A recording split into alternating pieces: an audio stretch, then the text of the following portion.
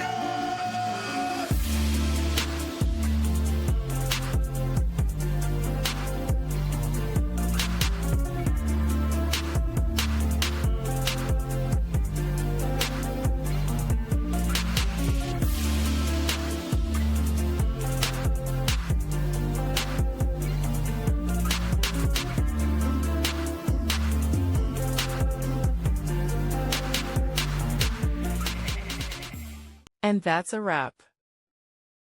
I hope you found the answer you were looking for. If you did, take a second to hit that subscribe button. It really helps out.